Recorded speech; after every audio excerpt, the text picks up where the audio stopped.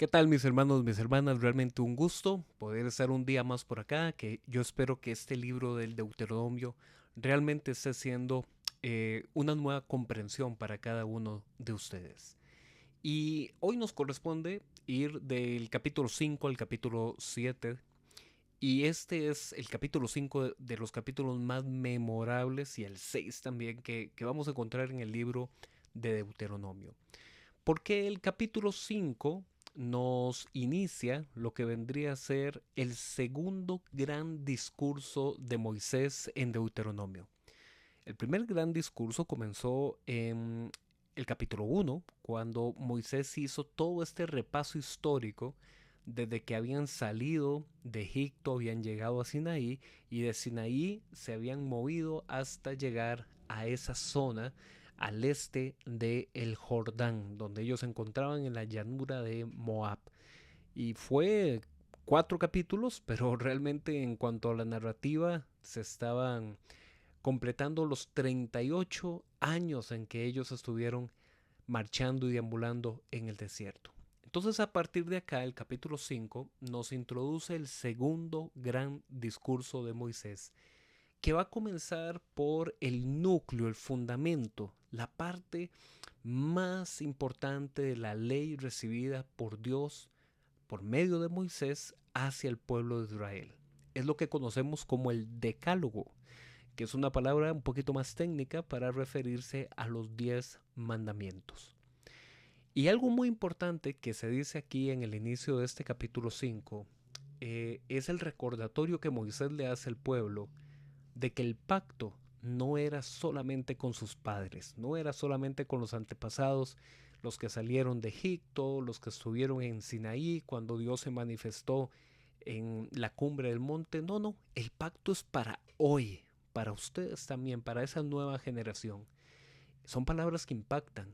El pacto de Dios no era algo circunstancial, solamente para esa generación antigua, sino que también para esa nueva generación, 38 años después, también para ellos seguía vigente y para el pueblo de Israel vigente. Y permítanme hacer aquí un paréntesis, porque cuando nosotros desde la perspectiva cristiana leemos ese tipo de pasajes, podríamos entonces sentirnos un poco tentados a pensar que entonces ese mandamiento sigue vigente para nosotros también el día de hoy.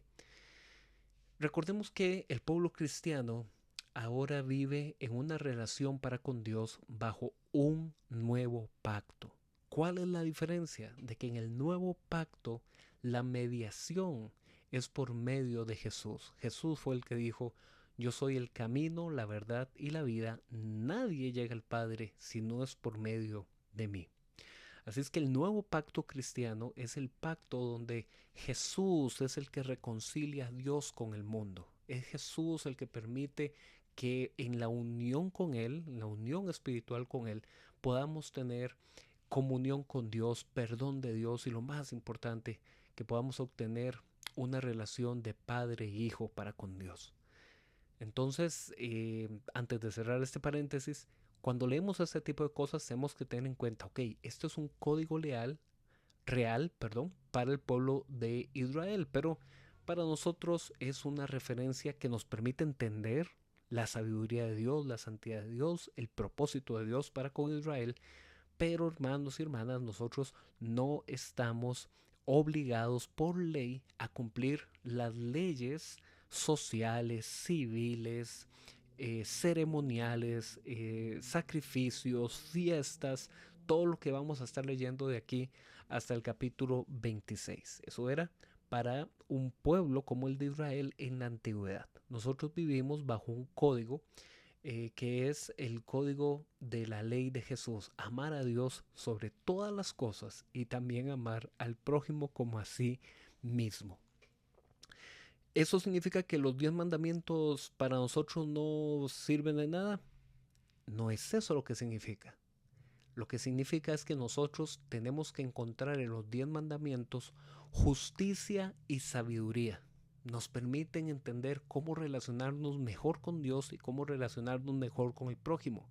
Pero nosotros no tenemos salvación por lo mucho que intentemos obedecer esos mandamientos. La salvación la obtenemos por el perdón que recibimos a través de la misericordia y la gracia de Dios expresada en la cruz de Jesús. Esa es la diferencia. Entonces, ¿son para nosotros los 10 mandamientos valiosos? Sí, muchísimo. Nos enseñan justicia y sabiduría. Pero, ¿podemos nosotros cumplir los 10 mandamientos fuera de Jesús? No, no podemos de ninguna forma. Por eso es que Jesús en el Nuevo Testamento enseñaría en el Sermón del Monte: oísteis que fue dicho a los antiguos, pero yo les digo. Jesús todavía profundiza mucho más los 10 mandamientos. Con esto cierro este paréntesis, que me parece importante siempre rescatar y tener en cuenta las diferencias que hay respecto a la forma de relacionarse el pueblo con Dios en el antiguo pacto y la forma en la que nos relacionamos los cristianos bajo el nuevo pacto para con Dios. Y esos son temas que se van a ir profundizando más conforme vayamos pasando otros capítulos y sobre todo cuando lleguemos al Nuevo Testamento. Yo sé que son muy interesantes, sí, pero paciencia, llegaremos a ellos en el Nuevo Testamento, así es que los motivo para que sigamos aquí día con día durante todo este año. Ok, cierro paréntesis y continúo por aquí en Deuteronomio capítulo 5. Y aquí se nos repasa los 10 mandamientos para esta nueva generación. Primer mandamiento, que es la base de todo: no tendrás otros dioses. Algunas versiones dicen: no tendrás otros dioses delante de mí. Otras dicen: no tendrás otros dioses junto a mí. Otras dicen: no tendrás otros dioses además de mí. Hay matices en las traducciones, pero la idea fundamental se capta fácilmente. Solo Dios es objeto de nuestra adoración, solo Dios es objeto de nuestra entrega, de nuestra energía, de nuestro ser. Solo Él, nadie más. No tendrás otros dioses lejos, aparte, además de mí. Ese es el primer y gran mandamiento. El segundo mandamiento: no te harás imágenes, no te harás figuras de nada de lo que existe en la creación para postrarse delante de ellas y adorarlas. ¿Y por qué se hace hincapié en este segundo mandamiento? Porque está conectado con el primero. Si no tendrás otros dioses junto a mí, es porque nuestro Dios, que es santo, santo, santo, no tiene comparación con nada de lo que existe. Entonces, si Dios no tiene comparación, si no hay nada que se le pueda asemejar, segundo mandamiento: no te harás imágenes para adorarlas. En la antigüedad, ellos no era que tenían menos capacidad de pensamiento que nosotros. Claramente ellos sabían que esa era una imagen hecha de madera o hecha de metal o hecha de algún tipo de piedra o de barro. Ellos sabían que ese no era el Dios verdadero. Eso ellos lo tenían en cuenta. Pero ellos lo que creían era que al poseer esas representaciones de Dios, ellos podían traerle ofrendas a esas figuras, a esas imágenes, y ellos podían, por medio de esas ofrendas, buscar ganarse el favor de ese Dios, que generalmente era un Dios territorial, un Dios regional. Entonces, para ellos, poseer esas representaciones de sus deidades y poder traerles sacrificio era una forma de manipulación. Si yo logro encapsular a Dios en esa imagen, al Dios que ellos adoraban o a sus falsos ídolos, yo podía entonces manipularlos. Este segundo mandamiento nos dice algo importantísimo de la naturaleza y el carácter de Dios. Dios no puede ser manipulado, ni por nosotros ni por nadie. Dios es soberano. Eso significa que Él ejerce esa soberanía por medio de sus propósitos y su voluntad. A Dios no lo podemos condicionar, no lo podemos manipular con una ofrenda o con un sacrificio. Las ofrendas y sacrificios que veremos en otros capítulos y que ya hemos visto en Éxodo, en Levítico y en Números, tenían otro propósito, que era enseñarle al pueblo a separar lo puro de lo impuro y a presentar a Dios lo mejor del producto de su trabajo, el producto de la tierra y el producto de sus ganados. Tenían otros propósitos esos sacrificios. Pero a los ídolos, a las deidades locales de la antigüedad, ellos creían que si tenían esas imágenes, si le presentaban ofrendas apropiadas, podían concederles favores. Dios con los 10 mandamientos dice, no tendrás otro Dios y no te harás imágenes, no las adorarás, ni digas que son imágenes mías tampoco. ¿Recuerdan? Cuando vimos en Éxodo, que ellos hicieron un becerro de oro y dijeron, este es Jehová, el que nos sacó de Egipto. No, todo eso, aun aunque digas que es una representación mía, no te harás imágenes. ¿Por qué insisto tanto en este primer y segundo mandamiento? Porque son los que ustedes más van a notar que constantemente en el Antiguo Testamento se repiten y se repiten y se repiten. Que el pueblo constantemente caería. La Biblia en el Antiguo Testamento lo llama en adulterio. Era una forma muy sentimental, muy local de poder decir, estás traicionando a Dios, estás cometiendo adulterio, pero se referían a un tipo de adulterio espiritual. Tercer mandamiento, no usarás el nombre de Dios en vano. Recordemos que para ellos el nombre tenía que ver con una autoridad delegada. Conocer el nombre, usar el nombre, era una forma de invocación.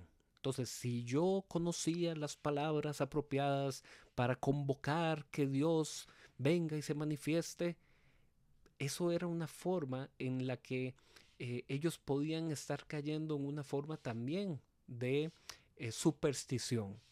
No usar el nombre, no uses el nombre de Dios en vano y no jures usando el nombre de Dios tampoco. Esta era una forma en la que el pueblo tenía que aprender de que la santidad de Dios se expresaba aún en su nombre. Cuarto mandamiento, guardarás el día de reposo, que para ellos el día de reposo, para el pueblo israelita, tenía que ver con el día sábado. Para el pueblo cristiano, el día de reposo tiene que ver domingo, donde se conmemora que en ese día de la semana fue cuando Jesús venció a la muerte, venció el pecado y resucitó.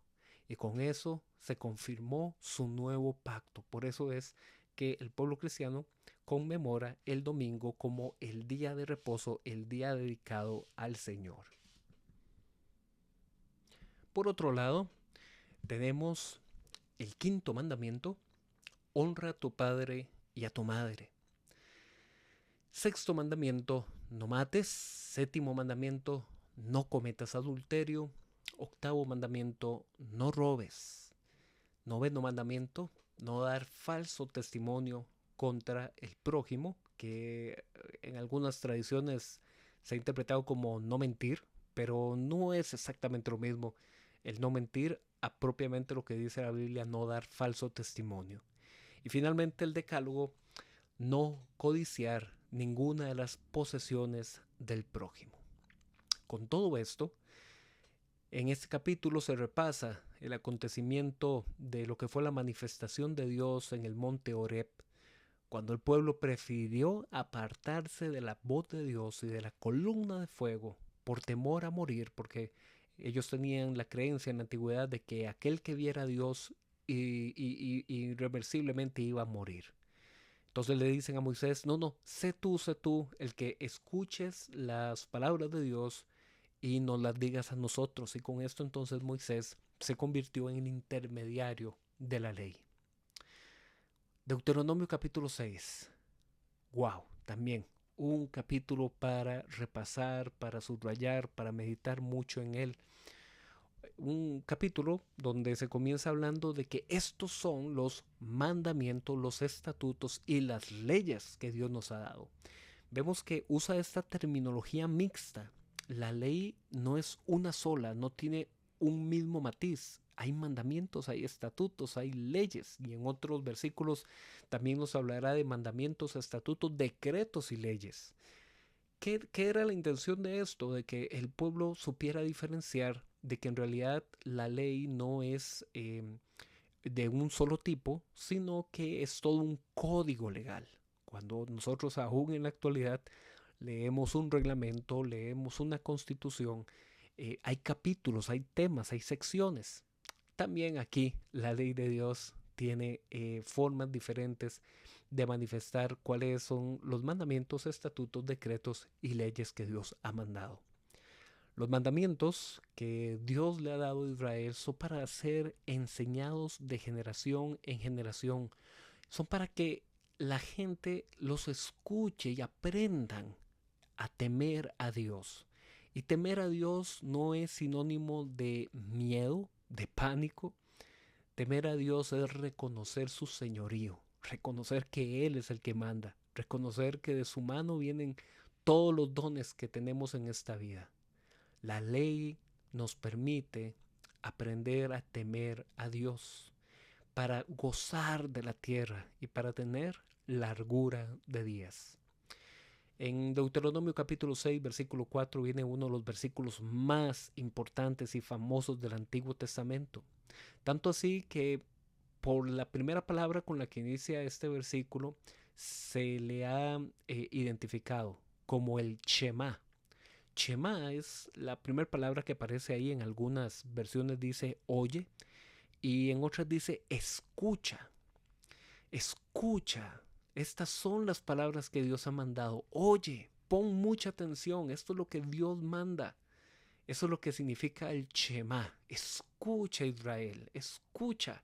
Es un llamado de atención que recoge la esencia del primer mandamiento. Solo hay un Señor, solo hay un Dios. Él es único. Escucha, Israel, el Señor nuestro Dios, el Señor es único. Es el único Señor.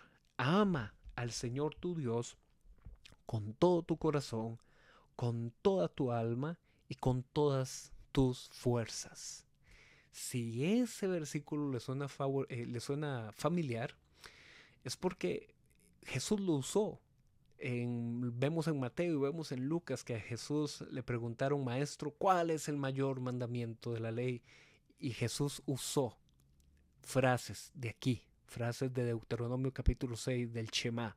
Escucha, Israel. Y Jesús, cuando le preguntaron cuál es el máximo mandamiento, él dijo, ama al Señor tu Dios con todo tu corazón, con todas tus fuerzas, con todo tu ser. Y el segundo, ama al prójimo como a ti mismo. Así es que de aquí viene de Deuteronomio capítulo 6. La atención que Israel le tiene que prestar a cumplir la ley no es por un mandamiento rígido y frío. Tiene que ver con amar a Dios.